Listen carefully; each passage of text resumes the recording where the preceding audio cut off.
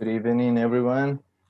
First of all, I hope you stay safe and healthy in this global pandemic situation.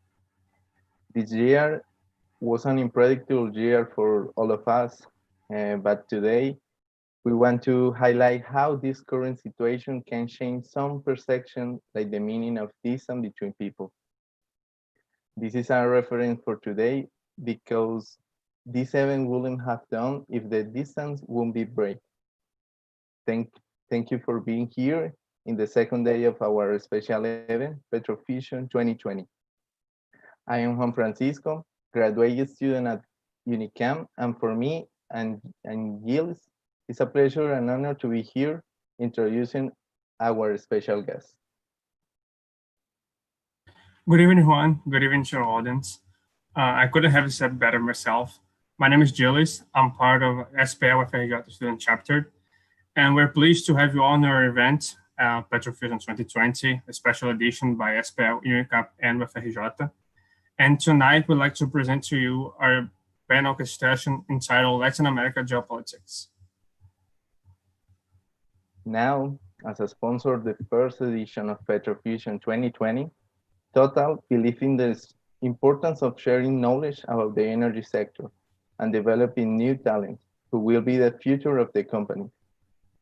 We invite you to replay the research with the QR code, telling us about your perception of some current issues.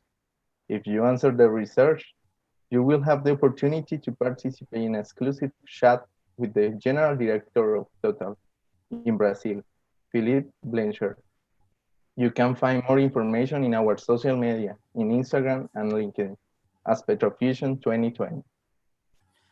Our event will also count with mini courses during the following week. And besides that, we will be giving away 2 Empire Data courses and 1 ESSS course per day until Friday.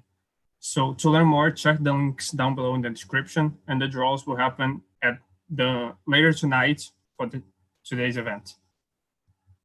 Now, we appreciate the support presented for all of our sponsors. Our master sponsor, Total, our diamond sponsor, Hadix, our gold sponsor, Baja Energy, Wiki Brazil, PetroAnimes, and Power Data. We also appreciate the support of ESSS and CEPETRO. We also have the institutional support of Instituto Brasileiro de Petróleo y Gás, Fundação Getúlio Vargas Energy, and SP Brazil section. All of you, thank you. And just a quick reminder, our crew will be following the YouTube chat right here on the left. So we welcome you to participate and send your questions there. Now, to start our panel, I'm pleased to invite our moderator for this panel, an FGV Energia professor, Fernanda Delgado. Fernanda, good evening. Good evening, everyone. Esse vai ser um painel muito interessante, a gente vai falar em português, em espanhol, em inglês, eu já vou subverter todas as ordens que me mandaram fazer aqui.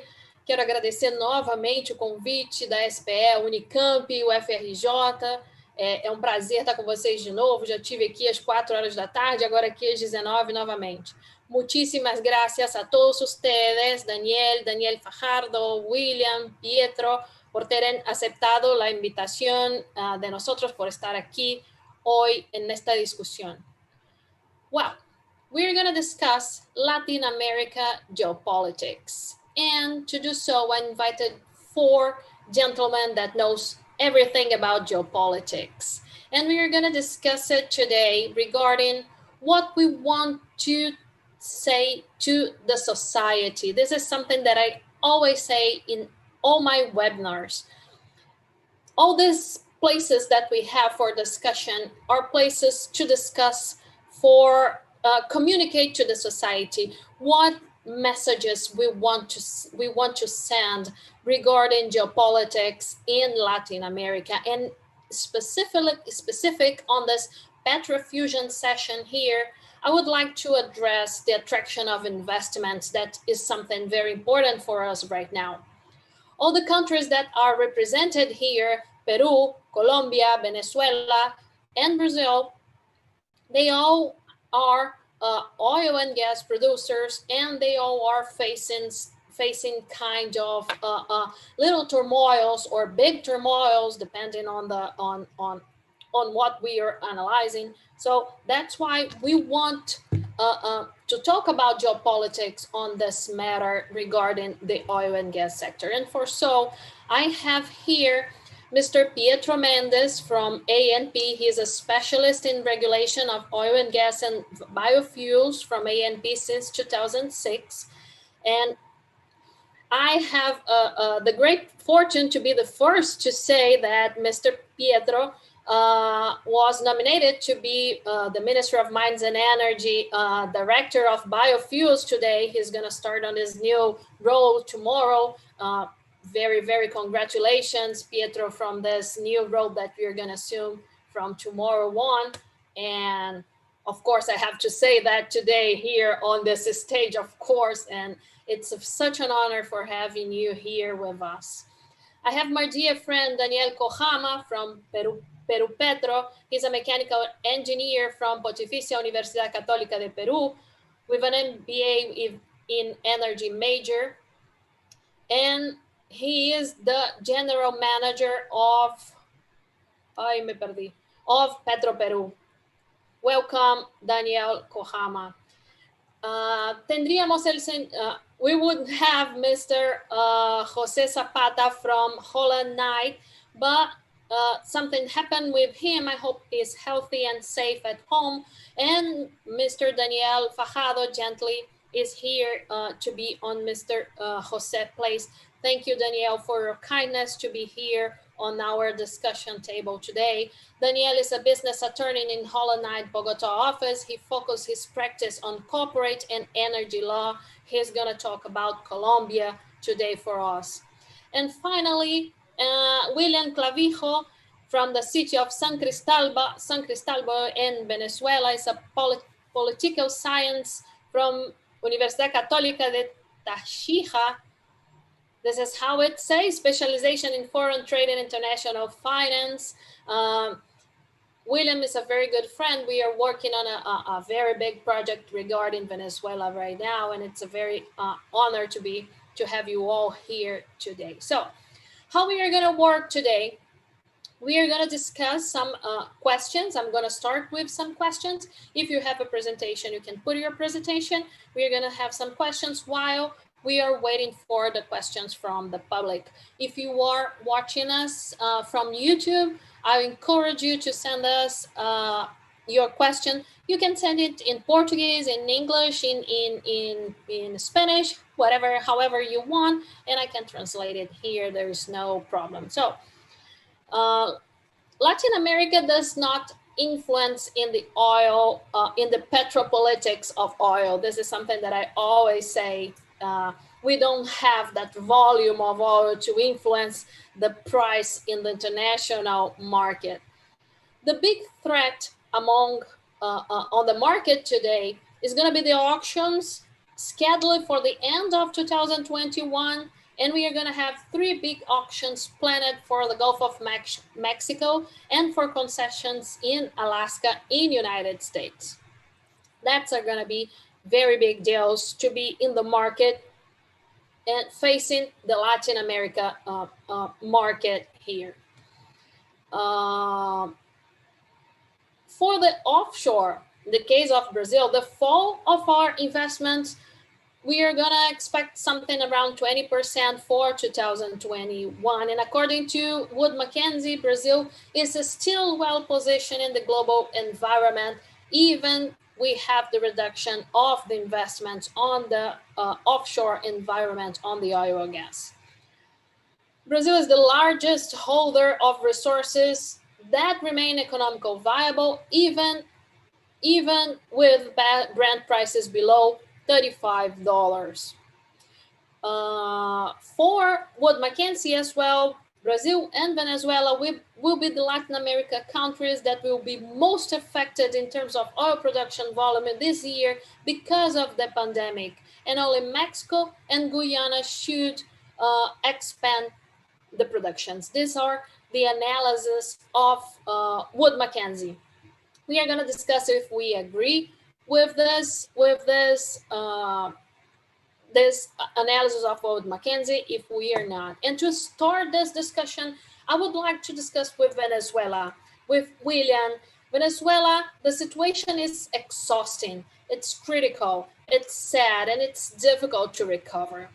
The new American president does not intend to lift the embargo, and even if he did it, the production of oil and gas would have little chance of recovery and bring Venezuela to the position of the largest Latin American exporter again.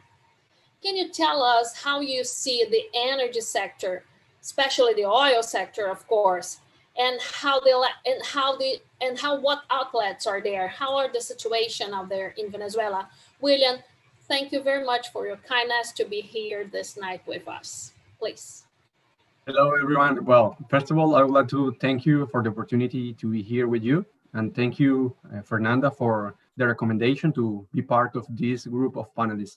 I'm going to share my screen to share my presentation. And I prepare a short presentation about the Venezuelan oil industry. And the title is Oil Industry Recovery in Venezuela, what can we expect? I think that it's not a secret that Venezuela is suffering maybe the worst crisis seen in the continent during the last 3 decades or even longer. Of course, it is related to the collapse of the oil industry, but has a differently of the other countries of the region. The pandemic, the outbreak, of course, that have had an impact, but the current situation is the current crisis is due to an internal crisis, and that is most part of the specialists in Venezuela. They agree in when they say that it's a combination of crises, because it is a political crisis, an institutional crisis also. It is an economic and a social and a humanitarian crisis. And when we see how is the Venezuelan economy, of course that we think that if we want to see a solution and economic recovery, it will depend it will depend of a recovery in the Venezuelan oil industry. And I would like to highlight some indicators of the current situation. In the political field, Venezuela has made a transition from what the specialists in social science said qualify as of being a competitive authoritarianism to one without using adjectives, with clear signals of the autocratization in the exercise of power by Nicolas Maduro regime. In the economic field, between 2014 and 2019, the Venezuelan GDP suffered a decrease of 65%, according with information of the International Monetary Fund. And for 2020, it is expected another drop of the GDP of 50%, of at least 50%. Now, talking about the oil industry, Venezuela is facing the lowest level of production since 1940. According with the last OPEC report, the Venezuelan oil production in October was less than 360,000 barrels per day.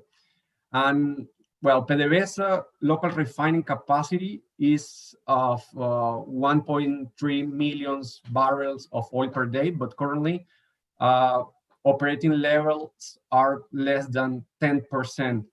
And the country is always suffering frequent outages and fuel shortage that affects the economic activities. And in the current context of of scarcity of food and difficulties in the population, this situation is affecting the possibility to bring some products to the final markets of consumption. So it is affecting severely the population. Well, thinking about a recovery of the oil sector implies to think about the causes, the main causes that produce the current situation. And I was thinking, I would like to answer this question that appears in the presentation: is what is necessary for a recovery of this sector.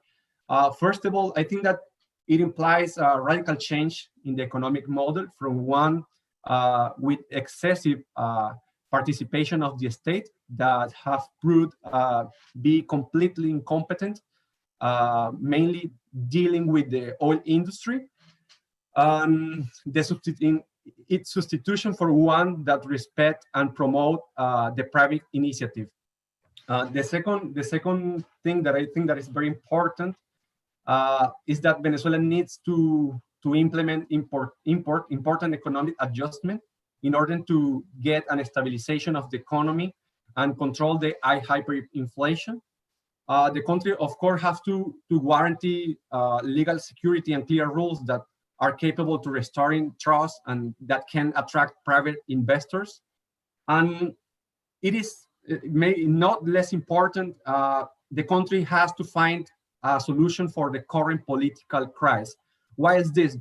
First of all, because this is an important precondition for the lifting of U.S. economic sanctions, that even that they are possible, they are not the main cause of the current crisis.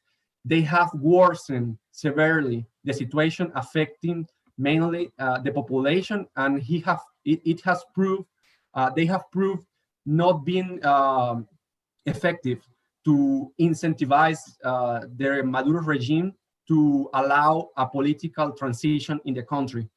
And the second thing that I think that is very important is that it is necessary. Necessary because this is a partial condition to allow a broad financial support of the international community in order to allow the reconstruction of the country. So what can expect in the current context? Well, I think that it is a very personal point of view. I think that with the victory of Joe Biden in the American elections, can be an opportunity for Maduro regime to get the lift of U.S. sanctions, because according with what I have seen in the about the vision of Joe Biden on Venezuela, they have the plan to use to make a smarter use of this kind of instrument of tools. So maybe it will be a very an opportunity in a change of an opportunity of lifting these sanctions in exchange of some concessions in order to allow a better condition for competitive elections. I think that there is a window of opportunity. However, I think that I'm very pessimistic about this possibility, considering the revolutionary logic of Maduro's regime, and considering that they won't allow any situation that could put in risk their control on the institution and their control on the political power in the country. And also because what we have seen during the last week is that Maduro is setting the first step for what I'm calling like the Venezuelan perestroika and the path to a chronic capitalism. And why I say that? Because Maduro proposed a law called the anti-blockade law that have been approved by the Constituent National Assembly less than two weeks ago. And basically what this law says and established is that a new set of orientation for the political for the economic policy for the next year, in order to avoid the sanctions and a kind of formalization of a set of practice that had been implemented by Maduro regime in order to deal new agreements with his international allies. What this anti-blockade law says? This law grants, for example, the power to keep separate books for the income generated by the application of this law into the national treasury, the power to render inapplicable any legal or legal regulations whose compliance becomes impossible or counterproductive as a result of any unilateral coercive measure or any other restrictive or punitive measure. This inapplicability reach regulation that approve or authorize act. I mean, Maduro is allowing himself to deal and approve new agreements to the privatization of the nationalization of public assets, mainly in the oil industry and other sector of the economy considered by him as strategic. The Article 28 gives the executive branch the power to modify the legal framework for the selection of contractor, more specifically regarding the purchase of goods and services. And these articles that I mentioned in the presentation establish rules about the confidentiality of administrative documents and limitation in the access to information, which make it virtually impossible to access the files and deals executed under this law. So, okay, what can we expect? Answering the question, yeah, I'm closing. Maduro regime is setting the path to advance in economic reforms with neoliberal orientation. It's a little contradictory, but is what it seems. Maduro regime is preparing the institutional framework to continue evading sanctions through the opening of the Venezuelan economy to its international allies. It seems unrealistic to see a complete recovery of Venezuelan oil production in the current context without the lifting of US sanctions and the participation of international oil companies, considering the current situation of PDVSA. However, through this new path, it is possible that Maduro regime can achieve more economic and social stability in the country. I'm done, Fernanda. Sorry if I talk a lot. No problem, William. It was very good. Thank you for enlightening ourselves. I like the term that you used, Venezuelan perestroika, and what you said about Maduro and this neoliberal orientation. We have it here in Brazil when you have a very not very democratic government with a very neoliberal economic ministry. So those things are very contradictory, and it's very Latin America. This is not something that happens in Venezuela. It happens in all Latin America countries. It's something historical for us, and it's very bad what is happening in Venezuela. And talking about countries that facing very big problems, I would like to give the word to Daniel. Daniel, Peru has been implementing measures through the government to increase production and protect production companies. We talked about it like two months ago. We had a seminar to discuss regulatory measures for the onshore production to protect the onshore production. The objective for the country is to protect the production, but this is going through the country is going through a huge political crisis with the impeachment of the president that you were just saying that the new president is making his swear right now. How to guarantee the attraction of investments to Peru on this so unstable environment? Daniel, thank you so much for being with us today. Hello, Fernanda. Thank you to you, to Gilles, and to Juan to give me the opportunity to talk with young students, with young people. I'm very happy to share this time with you to talk about geopolitics in a good way, in a good, positive way. And it's very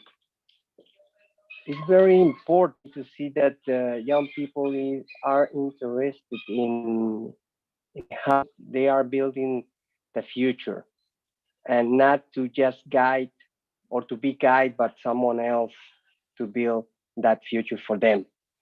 I think it's very important to share time like this with young. Well, regarding your questions, yes, actually, our new president is just right now. He's going to be our third president in just a week. We were sailing waters in the last time, but we are hoping that he's going to be the person that is going to lead us until July 2021, when a new president is going to be appointed. We believe that our country's stability, we have a lot of necessities to be attended first, and we believe that we are closing a period that was a little bit moved for us. Yes, we talked a few months ago about measures that we were implementing in our country in order to preserve production in oil and gas sector. We're still working on that. Actually, with this political situation, is sometimes it's hard to maintain the vision as a country, especially in a sector where in Peru is not so well supported like the mining sector or the agriculture sector. But we believe that we are important, like we are not the main sectors like mining or agricultural, but we are the main sector to provide energy to them. Without energy and without water, any kind of activity is going to be successful. So in that order, we detect three main lines of action to boost our industry. First of all, the fiscal actions, fiscal regulatory actions, mainly focusing on royalties. We are working in a new framework for royalties that is going to take into consideration the price, the amount of production, the type of hydrocarbon, and the zone where the production is made. Could be offshore, onshore, mountain, coast, jungle. So it's going to be like a formula where we don't have to negotiate royalties anymore. So the investor is going to have more prediction, more clearly how is the royalties is going to work. So for us, it's a very good step in order to give more clarity to the investors. The other line of action is the social. we have been living without with a lot of claims from the people, especially in the jungle, because of the lack of attention of the government. Okay, we understand them. We are working with them in order to make that this $20 billion royalties that the industry gave to the country since 1993 could be transformed in win for those people. We believe that the industry is just making a lot of oil and gas, it's producing in for the people, but we have to translate and to make real that well-being for the people. Okay, we are doing a lot of jobs as well, and you can see how the oil and gas industry because of nearby activities. So we believe that from the social point of view, we are a very important player in this role to help the society to develop. Third line of action is the permits.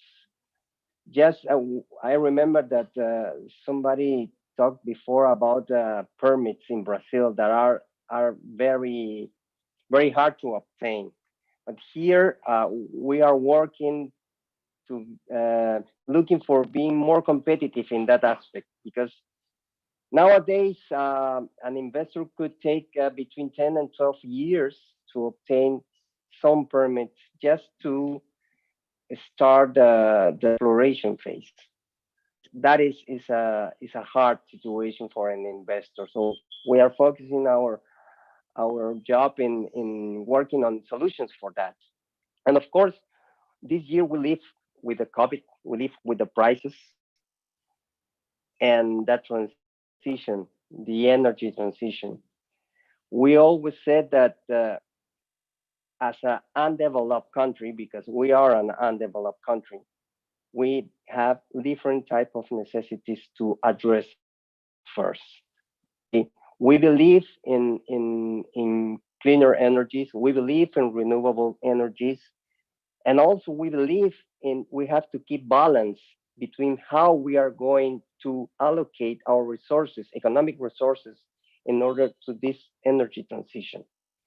Okay, we know that this energy transition is going to be, somebody have to pay for that. It's not going to be free. Okay, we have natural resources.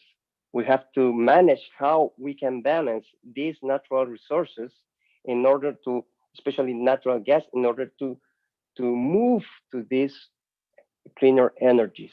So we are working on that, and as a oil and gas sector, we want to be a very important player in that trend. So there is maybe 30 or 40 years maybe to complete this energy transition. So we have plenty of time to be part of that energy matrix. I've been reading about the plans of Mexico and Brazil and Colombia for the next years. Actually, Mexico is focusing their energies in guaranteed an energy supply. Okay, they are changing the way they make businesses in their country, because with the former President Nieto, they moved to privatization, and with AMLO, they are moving back to more state presence as a government presence in the energy sector. But I see just some changes in the politics about how the buildings have to be made, how they are going to improve the demand of energy. I mean, to be more efficient in how they consume their energy, because they want to be autonomous. They want to be they supply all the country necessities and to export energy as well. On the other hand, we have Brazil. Okay, I was reading your national plan of energy for 2050. Is the main thing that I noticed is that you are looking and you are making a lot of efforts to aim to the neutrality of the type of technology. You are not, so Brazil as a country, are not trying to boost a lot that renewables. They are looking for the energy security first with the resources that you have in order to have this transition to cleaner energies. Actually, in 2050, Brazil it projects that it's going to have an oversupply of energy in about 60%. It's a lot. That means that 60% of the energy could be exported to some other countries. Okay, so Brazil is aiming to be a big producer for exporting energy. However, more of that energy is going to come from biomass. From biomass, 30%, oil, 26%, coal, 20%. And this is a thing that I want to point out. As I mentioned before, Peru is an undeveloped country. We are looking to be a developed country. However, from the countries that produce almost 80% of the CO2 of the planet, I mean, the gas that is damaging our environment comes from 20 countries. Okay, that for instance, I have the numbers somewhere here. China is the country that gives 28% or produces CO2 in the world. 50% comes from USA, 7% from India, 5% from Russia. With those countries, you already have 55% of the CO2 production in the world. And with Japan, Indonesia, Saudi Arabia, South Korea, Iran, Germany, Mexico, South Africa, Australia, Turkey, UK, Poland, Italy, France, and Brazil, you complete the 20 countries that produce the 80% of CO2 of the planet. Okay, the remaining countries, about 173 countries, if we make an average of the CO2 produced in the world, each country, like Peru, we produce only 0.1% of that CO2. That means if we change completely our country to renewables, we are not going to make a change in the world. We have to work to wait maybe so the technology in those countries, in those 20 countries that contaminate more than us is going to be developed. So at some point, those technologies are going to be more economic efficient for us to implement in our country. So I'm telling that oil and gas producer in South America, we want to be a very important part of this transition. We believe that meanwhile, the technologies for renewables are going to be more well developed. We can give more energy to our country. We import almost 70% of the oil that we consume in our country. 70%.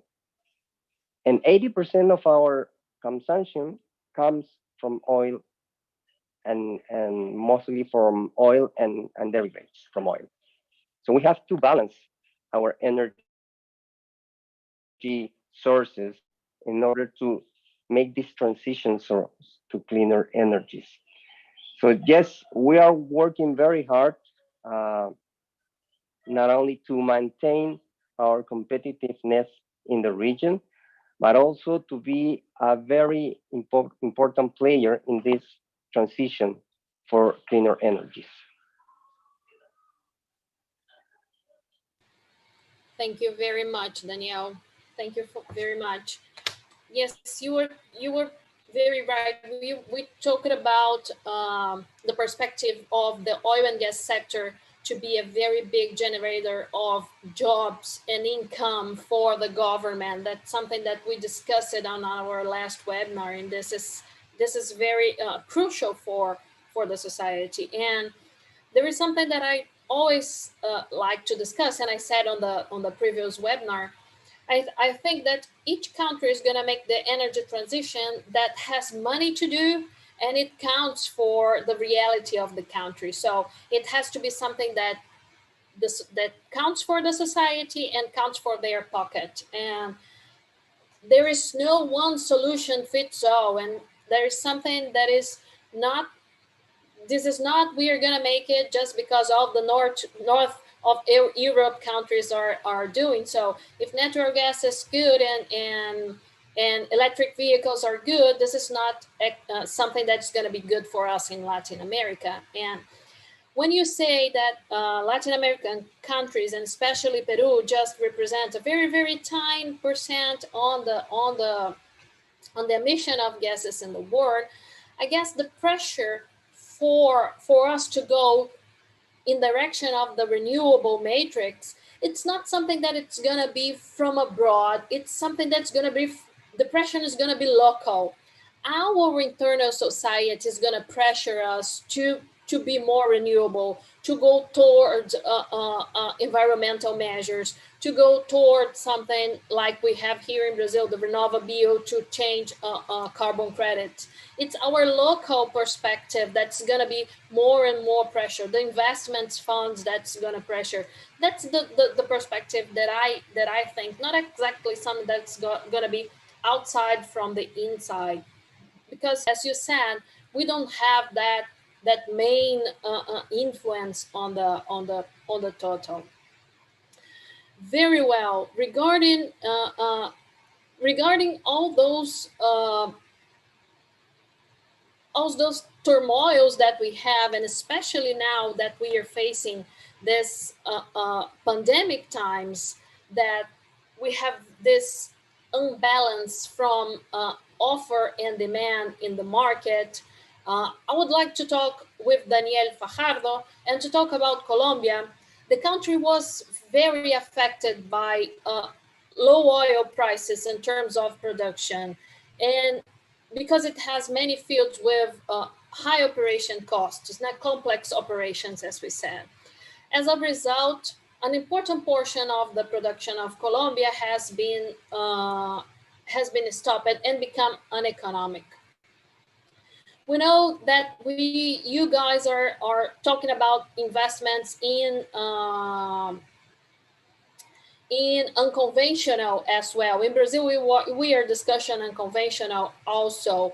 And also you have many of the social and environmental problems that all of us have here. My question is pretty much the same. On this pandemic scenario, on this turmoil scenario right now with all the politics that are involved, how to keep the country's production and to encourage investments to keep on coming on those scenarios. Danielle, thank you so much for this last short notice and to be so kind to be with us here today in Brazil. Thank you. Thank you, Fernanda, and thank you for all the co-panelists. It's a pleasure to be here this afternoon with all of these specialists, just for everyone's benefit. And here on behalf of Jose Zapata, who's my boss at Holland Knight, he's a partner. I'm a senior counsel from Holland Knight. I had the opportunity to attend an LLM in Oil and Gas Law and Policy in Dundee University, and that allows me to understand a little of the topics you're referring this afternoon. And basically advise oil and gas and mining companies in regulatory and contractual issues. In addition, we recently worked in several projects in Panama and Guyana associated with exploration and production. Today, I will refer like 4 main issues surrounding the Colombian energy sector, and let me share just let me share this, just a brief presentation we prepared today. Can you see my presentation? Yes. Yes. Okay, so as I was saying, today I will refer to 4 main issues associated with the Colombian energy sector. First of all, the starting point, some context about Colombia. Second, the sourcing issue, greenfield scenarios. Third, offshore and non-conventional issues and basins, where are we standing? Fourth, social issues and challenges. And fifth, our conclusions. So let's start with the first slide. There's a reality today. I mean, COVID was a situation 4-6 months ago. Now it's a reality. Royalties have been reduced due to lower production. Social investment is decreasing, and basically this means that as we move forward, then the energy sector expects to face 2 headwinds definitely. First, managing the issues of the health emergency that all sectors are facing, and simultaneously we need to deal with low oil price scenario. In addition, we need to deal with our high lifting costs, and that is basically the Colombian context. So the reality is we have a context with lower demand, and we need to shore up revenue and manage debt obligations. That's basically what companies are seeking, and that's basically our reality. Absolutely, there is a drop in the international oil prices, which makes foreign investment in this sector being reduced. And let me tell you some highlights about Colombia. This is very important in order to understand the context that Colombia is facing right now. Bad news first. In September 2020, we exported 13.3 million barrels of crude oil. That represents basically a drop of 19-20% compared to 2019. And between January and August 2020, our average production reached to 794,000 barrels per day, which means basically a reduction of 11% compared to the same period in 2009, when the production was basically 890 barrels per day. That means that we're receiving less royalties, and of course, our earnings are being reduced significantly. On the other hand, good news. Let's say just in the first 2 years of the government of our current president, Iván Duque,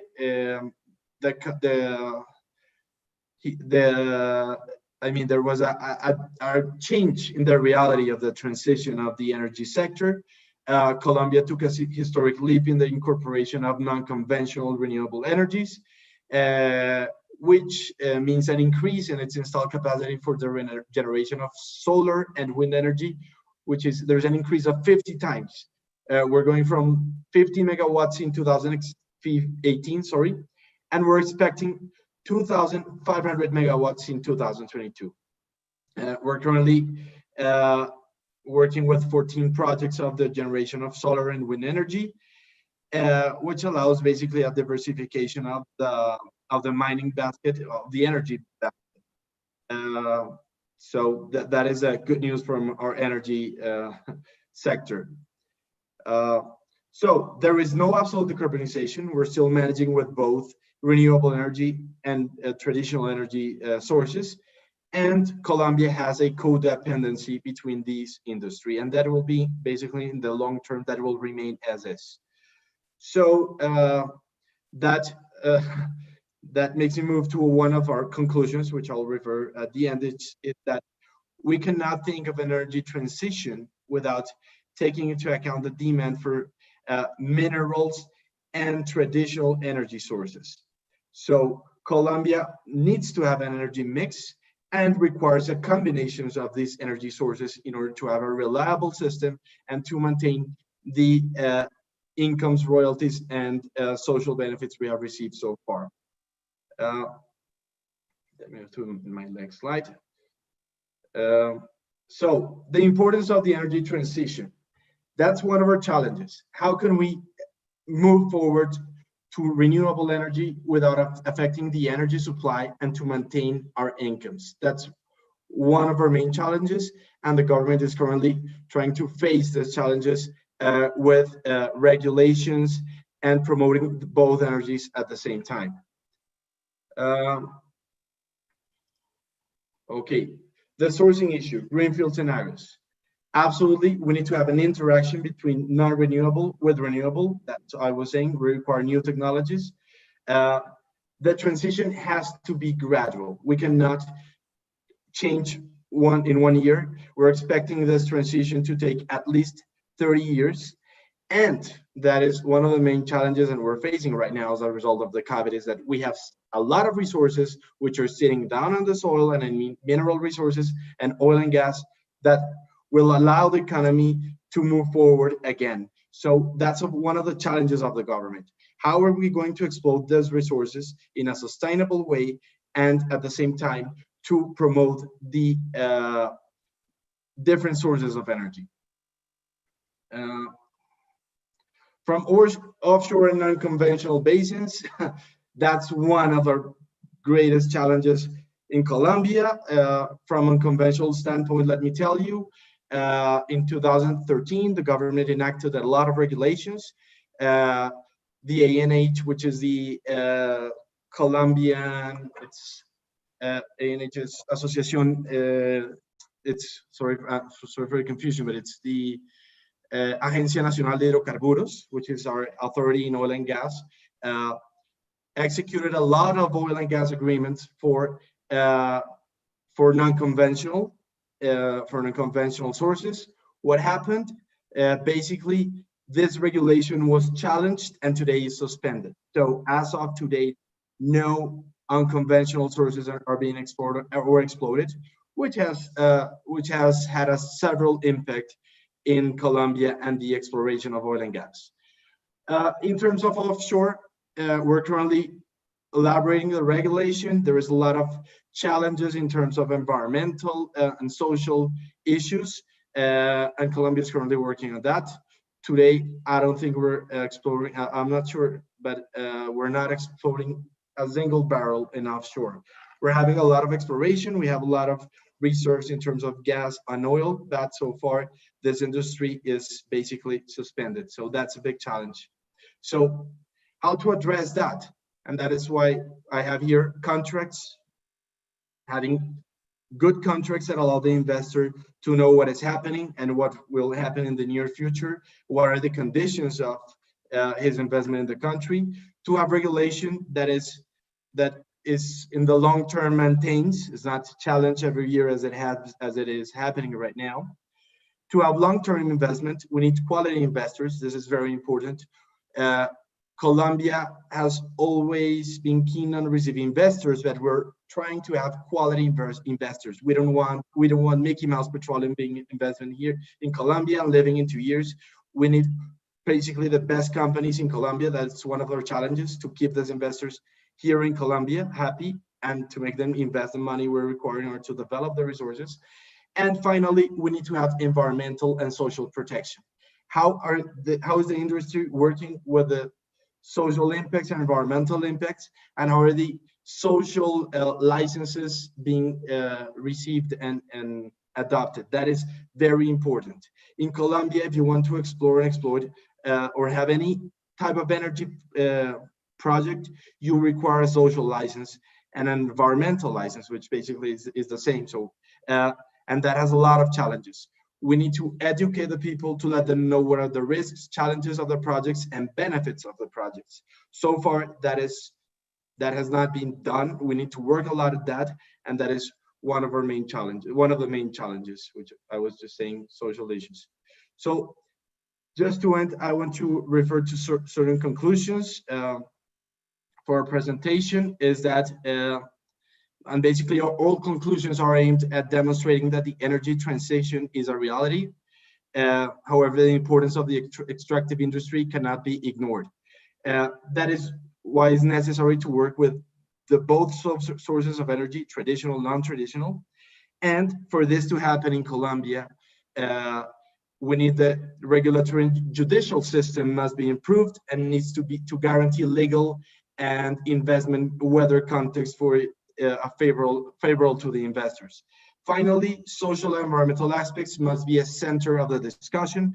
The society has to understand the problems and the needs of the extractive industries as a fundamental input to achieve the energy transition. That's all basically my presentation. If you have any questions, I will be happy to answer them. Thank you so much. Thank you, Daniel. Thank you. Well, I would like to hear more happy news from Colombia, but anyway, these are the facts. Well, to talk about Brazil, I would like to invite Pietro. Pietro, Brazil is seen as the hotspot on international stage right now, but we know about our legal uncertainty, the Brazilian risk, our fiscal complexity. Even so, the new bidding rounds were authorized by CNPE. Even when most international auctions scheduled for 2020 and 2021 have different profiles and not being directly competitors for investors in Brazil. So, how to match these variables and to stay attractive? Pietro, please. Thank you. Hi, Fernanda. It's a great pleasure to stay here. Thank you so much, Gilles Dias and Juan Francisco from PetroFusion 2020. It's a very good debate. And I think that Brazil has a good position to attract investments. When we consider the change of the government in 2016, Brazil starts to implement a lot of liberalization measures, considering regulatory aspects and considering change of law. And we were responsible to attract most of bonus signatures in the world, considering our bids. Of course, we have a lot of things to do. Brazil is affected by COVID-19 as all the countries, and affected too by energy transition, because we are seeing a strong discussion to accelerate energy transition. And I would like to just to give some numbers. We produced on October of this year 3,700,000 barrels oil equivalent per day. We are increasing our exports for China, considering International Maritime Organization, because our oil has lower sulfur content, and it was good for our industry. And pre-salt reserves, we are very competitive, including in lower price, but considering shallow waters and onshore, we see more effect, and we are working to reduce the royalties for onshore activities. And what we did, and I think that the presentation from William, I think that we did a lot of things that William talked before in Brazil.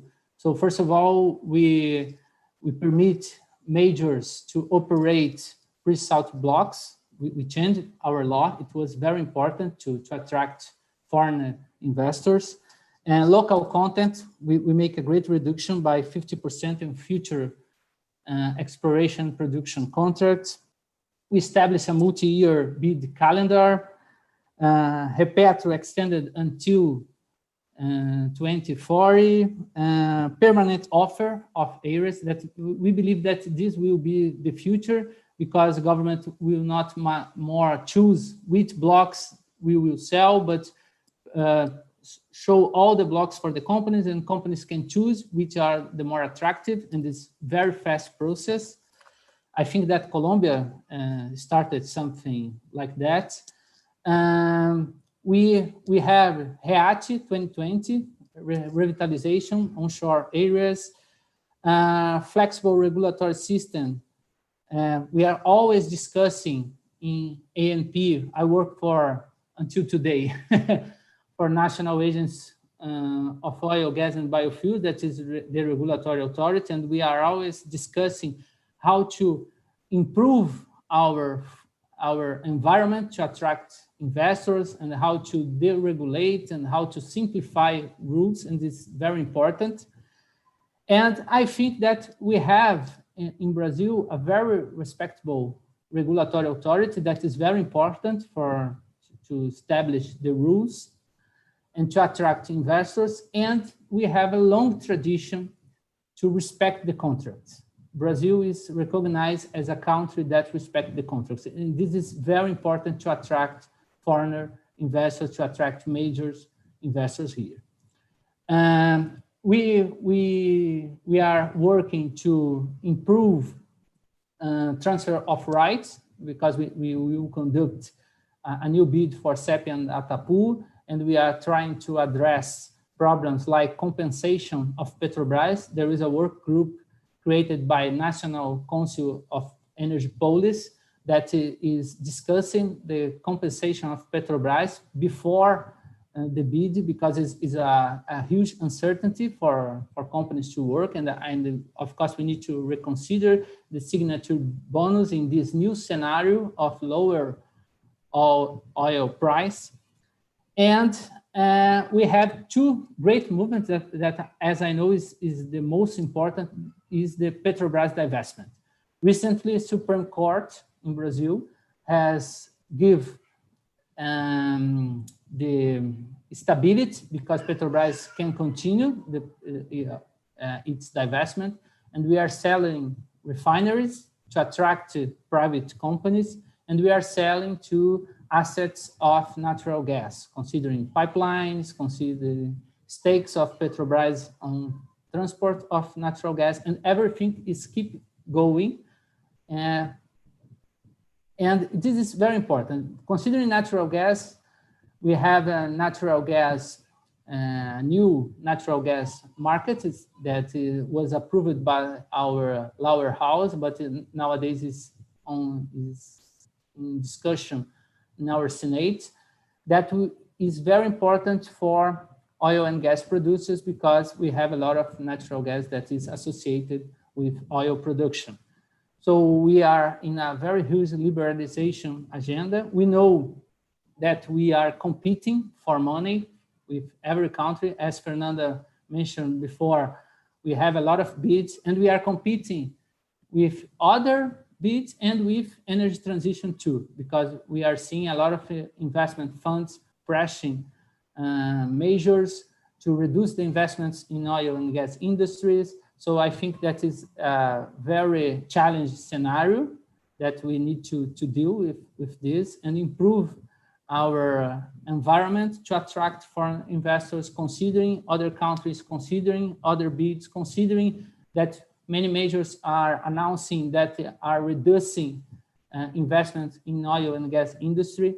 So everything needs to be considered to become our industry strong.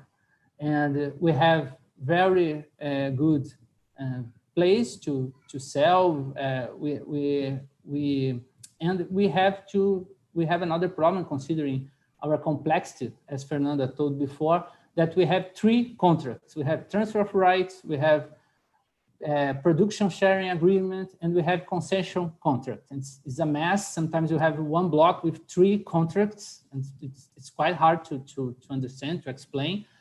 And there is a project on Senate that we call Law Project of Serra. Serra is a senator, to change and give the option for National Council of Energy Policy to choose if will be a concession contract or production sharing agreement. And that we believe that this can become more attractive if we have more concession contracts than production sharing agreement, because the complexity, because you need to submit your development plan for approval of PSA, and you have a lot of problems because majors like to be the operator, to give more flexibility to decide which investments they will do, and you have to prove the costs. So we are trying to become more attractive, and we know that, of course, it's a big challenge. Nobody knows how will be the energy transition, but we know that we need to run as we can, as most faster as we can. So this is my main considerations. I'm open to receive questions, and thank you again. Thank you, Pietro. Thank you. I still have more questions. I will go round again. William, do you think energy transition is something that is still very, very far from the Venezuelan perspective? You have so many issues to address before this, or this is something that the government, as Pietro said, this is something that we have to do. Everybody is gonna have to do. How do you see the thing happen in Venezuela? Are you gonna be in the end of the line? Are you gonna be running together? How do you see this happening in Venezuela? I think that this is not part of the group of issues that generate more concern for. It's not even an issue.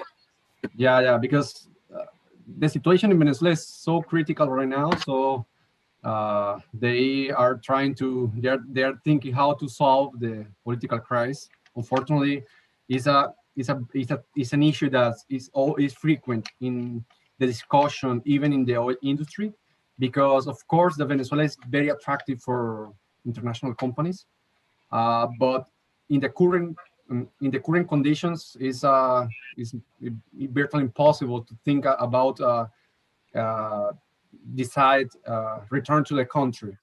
So answer your question is something that of course that the people that is thinking about energy industries think, but it's not a priority right now. They are thinking more how we are going to restore the trust, to attract foreign investors in order to restore the Venezuelan oil production, considering that the weight that this industry has in Venezuelan economy.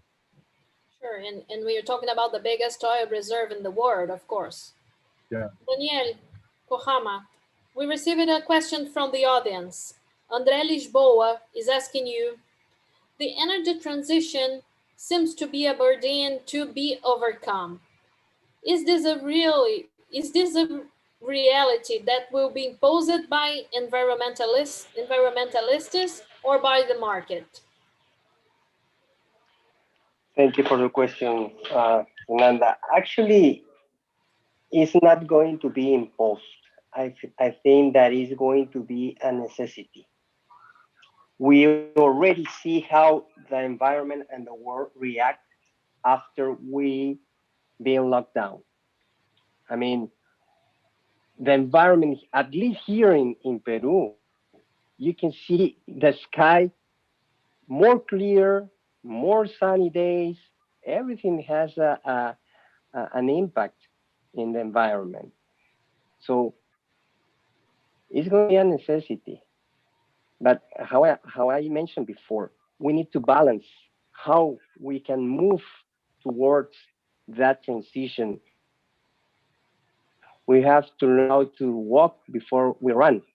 And everything is going to have a cost. So we have to be smart to be sure how we are going to allocate those costs, because some people has different economy. Some people are poorer. Some people have more access to the energy. So even though in Peru, where almost 99% of the population have access to electricity, we have maybe only 50% or 60% of the population have access to water and sewage. So what is more important? How you allocate your resources, your economic resources. So I think it's going to be a matter of how we are going to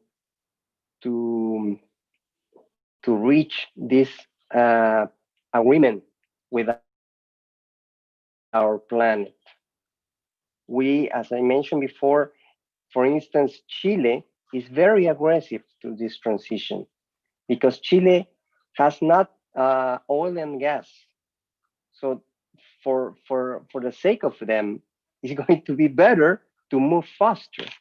Actually, they are planning that in 2035, they obtain their energy from renewable sources in about 70%. So that is a huge move for a country. And they are talking as Colombia too for a regional integration. That means everything is going to be connected, but mostly because of the electricity, not for oil and gas, but for electricity. And actually, without maybe a view of this energy transition, Peru in the 90s had that vision because we use our gas to produce electricity because we believe at that moment that the faster way and the more efficient way to take this energy from the jungle to the cities was through the wire. So we applied the famous gas to wire. So nowadays it's going to be, we are talking again about that, to transform the energy that comes from renewables at the end of the day to electricity. The hydrogen needs energy, and you have the blue and you have the green. The blue comes for mostly solar renewables, from gas, natural gas, and the green, solar and renewables. But still the natural gas be a very important player in this energy transition. So we believe that, as I mentioned before, we believe in this energy transition. We believe in cleaner energies. However, we have to take care of how we are going to move. If we move too fast, maybe there's going to be an imbalance in our economy. We have to balance everything. We have to cover other kind of necessities first. So yes, we are working, or the new government should be working in the new energy plan for the next 30 years, because our current plan is already gone because of everything that we already lived with the COVID and everything changed. So we have to take a blank page and start all over again. How we are going to reach our 2050 from our resources and aiming to a cleaner energies. That's I think is going to be the key thing to cover a cleaner energies.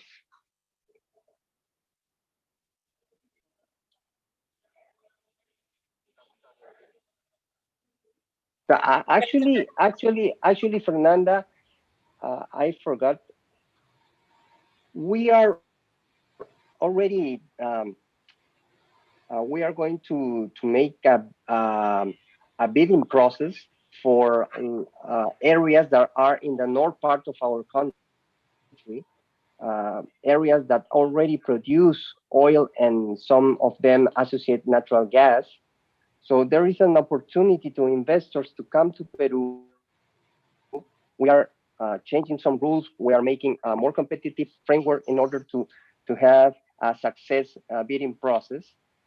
But considering that, we believe that in the same area, we already have some wind power projects.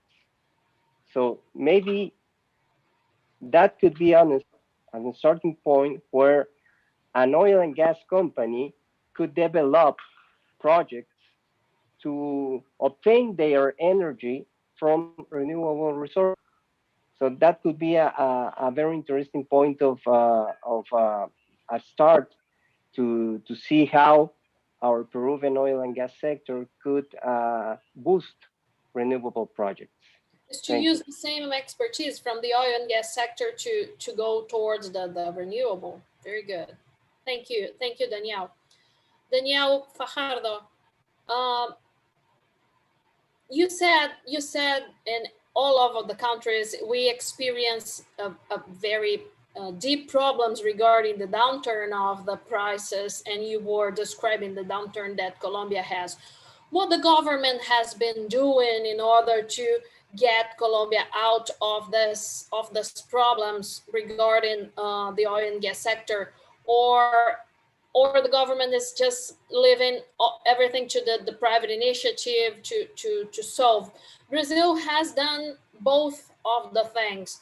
The government has been helping with lots of measures. We did several webinars discussing this, and even reducing royalties, giving more time for the companies to pay it, and so on, and a lot of measures. And also the incentives for the private initiative. And how about Colombia? Thank you, Fernanda. That's a very good question. In Colombia, the government, well, has taken several measures, some of them aimed at the industry in particular, or some of them in general. I would say from a tax perspective, the measures have been taken in general. There has been a significant reduction in not in the taxes tariff, but there has been a reduction in the tax load in terms of when to pay, and has offered several advantages to the companies. In the oil and gas sector, the measures have been aimed or focused in contractual issues. And let me explain this. Is DNH, as I was saying, is the Colombian Authority in Hydrocarbons. This agency was created back in 2003 with in the government of Álvaro Uribe, and DNH has a lot of experience. What are the measures they have taken? They have allowed the contractors to change the investments, to change their programs in terms of exploration or production, to suspend the contracts in several cases when, as a result of the lifting cost, the exploitation is no longer economically viable, and those types of measures. So just to summarize, we have tax measures not focused on the sector in particular, but just in general. And we have had several regulatory and contractual measures which have allowed the contractors to reduce certain burdens. Thank you, Daniel. Thank you very much. Pietro, we have been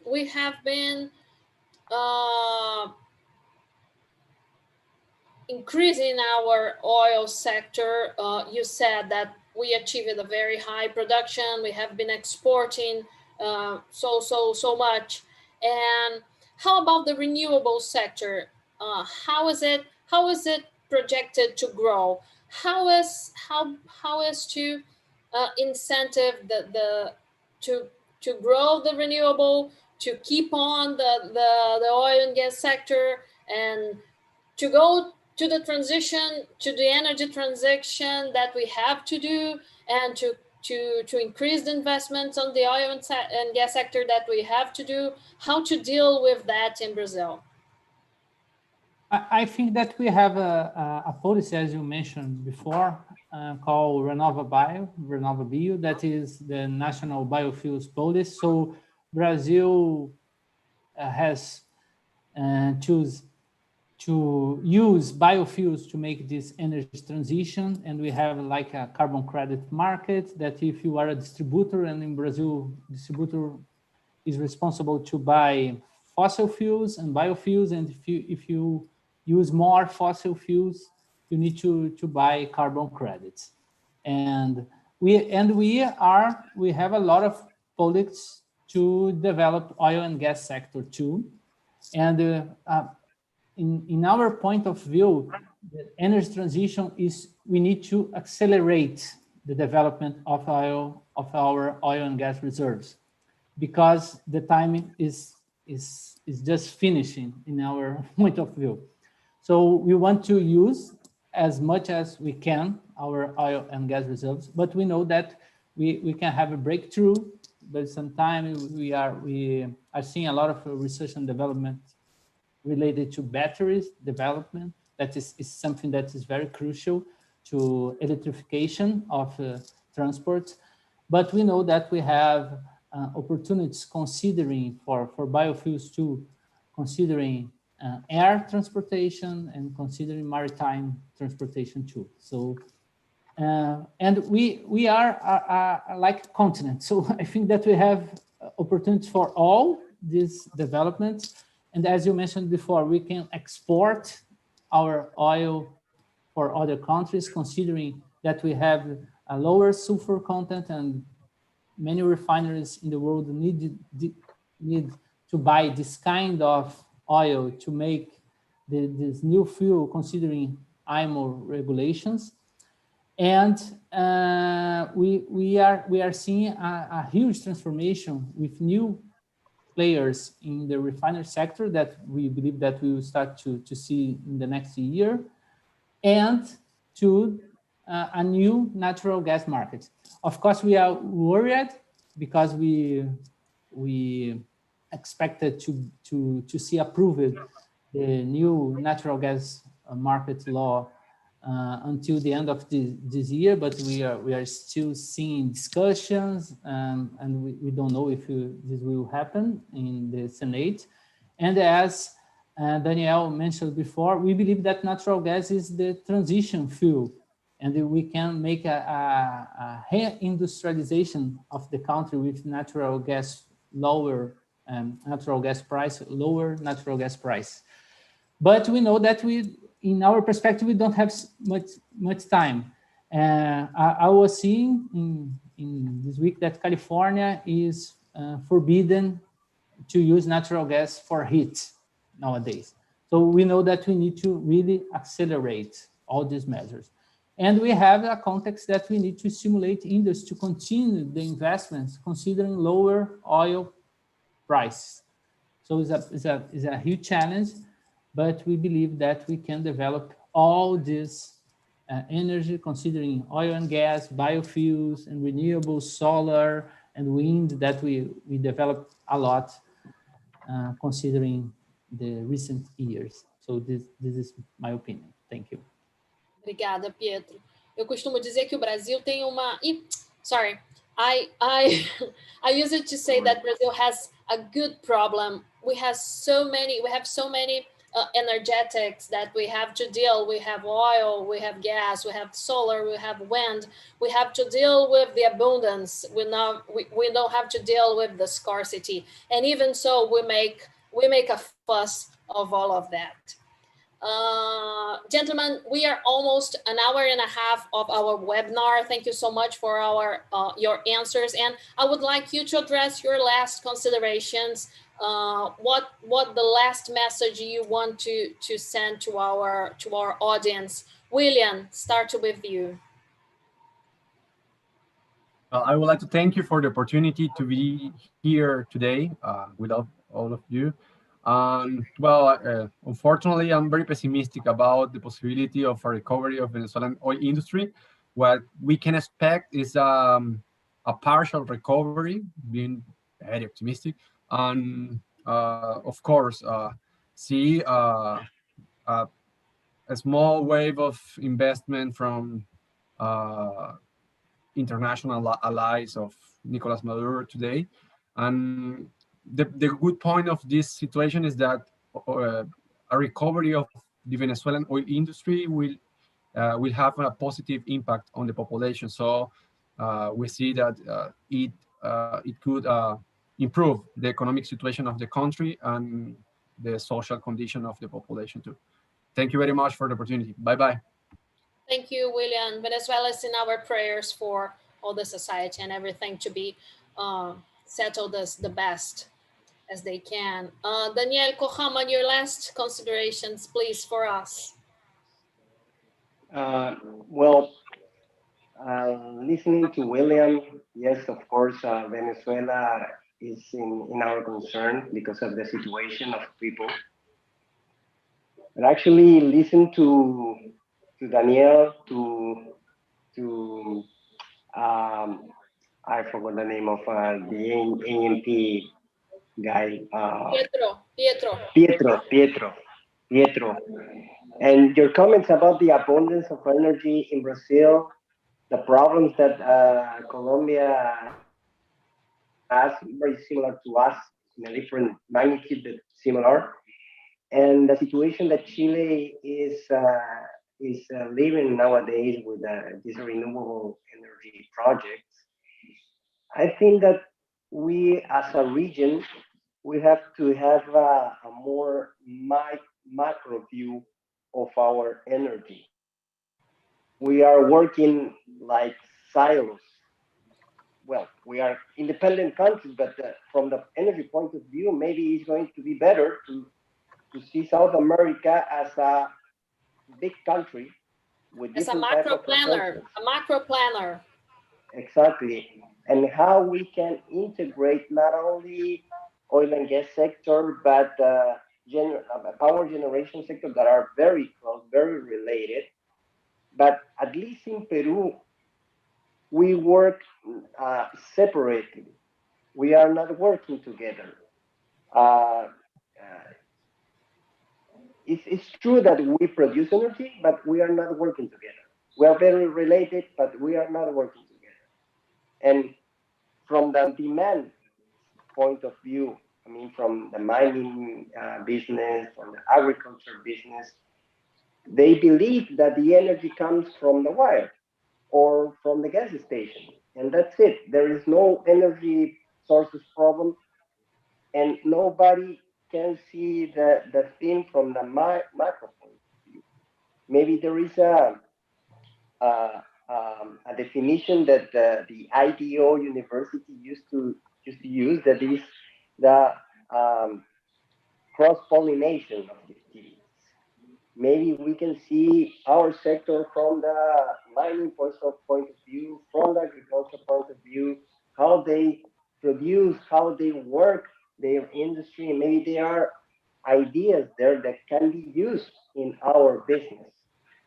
We need to start working more from the commonwealth of the region in the country, and to see how we can advance together, sharing these natural resources in a good and positive way.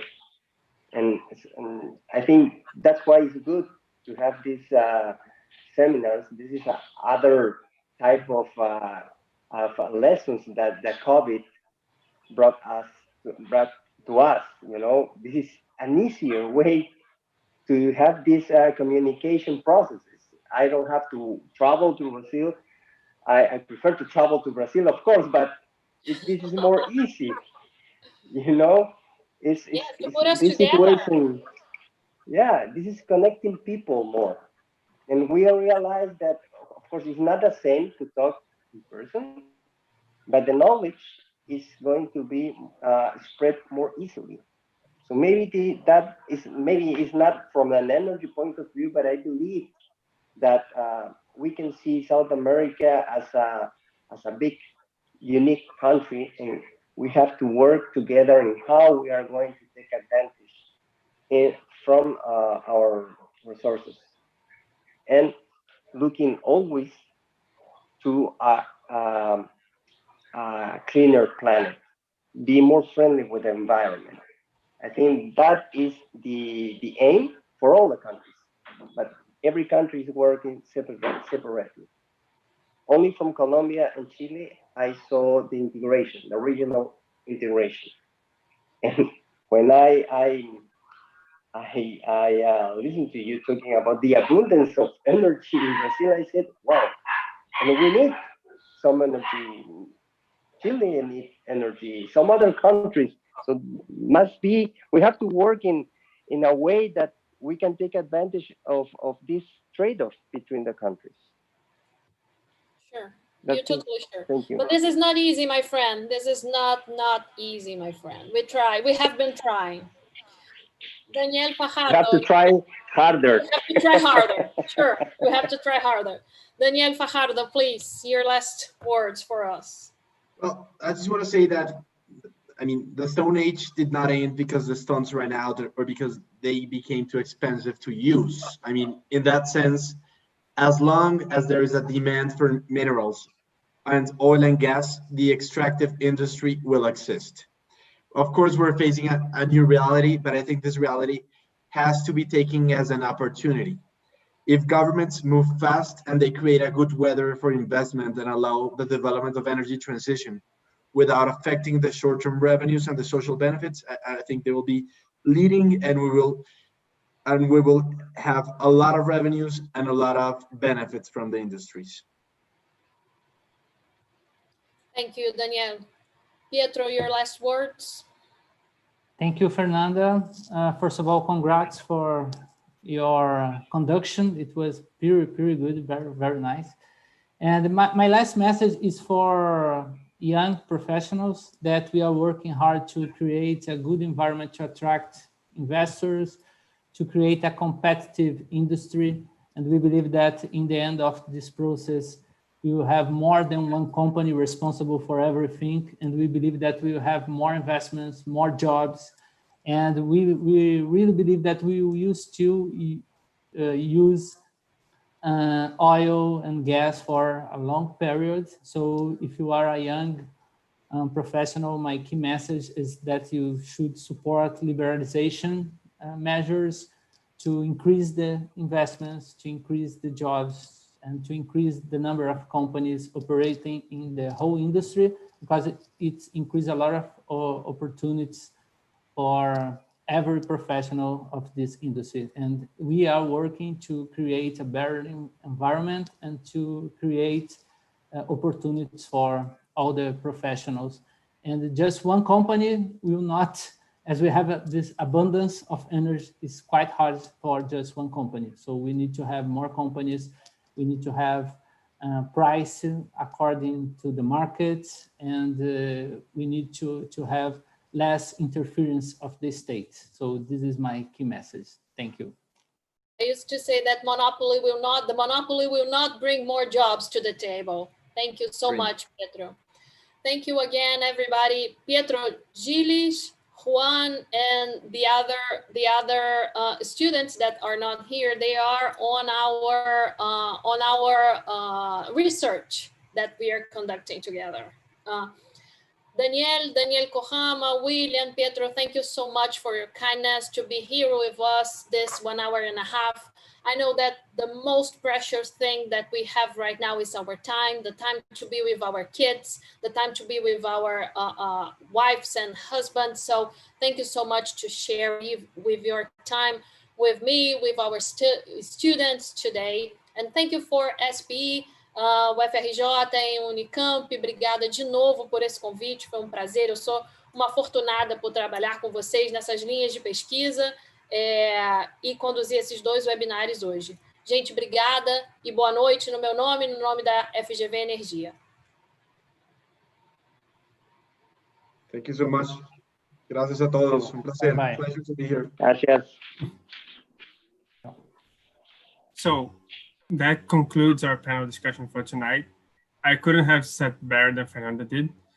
And I would also like to thank all of our 4 participants and Fernanda for mediating this panel.